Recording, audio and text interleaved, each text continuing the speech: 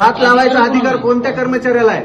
अहो पोलिसांना हात लावायला जमत नाही, महिला पोलीस लागते तिथं. म्हणजे मारायचं डायरेक्ट आदेश आहे का? कोणत्या बेसिसवरती तुम्ही महिलेवरती हात उचलता? कोणता कायदा तुम्ही शिकला? तर अनेक जण म्हणतात त्याला बाजूला ओढा हो. त्या बोलण्याची लँग्वेज ऐका ना, तुम्ही काय बोलायचंय ते बोला, पण हात कसा काय लावला? हसायला लागले पुन्हा ते सगळं. बरं, एखाद्या गरीबावरती अन्याय केल्यानंतर तिच्या अवस्थेवरती हसणारे एवढे भिकारचोट लोक आहेत. व्हिडिओमध्ये त्यांच्या नगर परिषद आले. हा? त्या प्रत्येकावरती कारवाई झाली पाहिजे, प्रत्येक जण जेलमध्ये पाहिजे, प्रत्येक जणावरती गुन्हा दाखल पाहिजे. आज तुमची फक्त निलंबनच नाही का, महिलेवरती हात उचलतोच काय? बरं, वयाचा आदर करायचा ना, महिलेला हात लावायचा अधिकारच नाही कोणाला.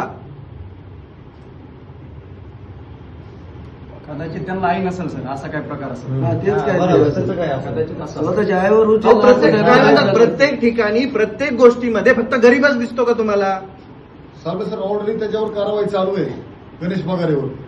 बरं, सक्तीच्या रजेवरचा माणूस आदेश कसा काय देऊ शकतो? मग तुम्ही पण तेवढेच दोषी आहेत त्याच्यात. महिलेवरती हात कसा काय उचलला? तेच सांगतोय, त्यामुळे मी हे सगळं नोटीस दिले.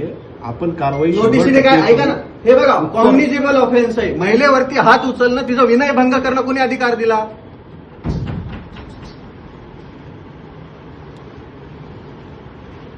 तुम्ही गुन्हा कधी दाखल करता? त्यांच्यावरती गुन्हा दाखल झाला पाहिजे. सगळ्यात पहिली गोष्ट, महिलेला फरफटत नेऊन महिलेवरती हात उचलून तिचा विनयभंग करणं, तुम्हाला अधिकार नसताना तिच्या मर्जी विरोधात गोष्टी कोणी शिकवलं तुम्हाला? हे कारवाई, ऐका मी तुम्हाला सांगतो, तुम्ही कारवाई करेपर्यंत मी इथून उठत नाही का? एखाद्या महिलेचा विनयभंग करता तुम्ही, एखाद्या महिलेवरती हात उचलता तुम्ही, एखाद्या महिलेला फरफटत नेता तुम्ही पुरुष असून तुम्हाला अधिकार नसताना तुमचं अतिक्रमण जर कोणी हटवत नाहीये तर तिथं तुम्हाला पोलिसांना पाचारण करावं लागतं. मला तिथं पोलीस कुठे आहेत दाखवा. ज्या व्यक्तीचा अधिकार नाहीये, जो व्यक्ती सक्तीच्या रजेवरती आहे, त्या व्यक्तीनं तिथं कसं काय पोहोचला, आदेश कसं काय दिला, त्याच्यामध्ये तुमचं फेल्युअर आहे.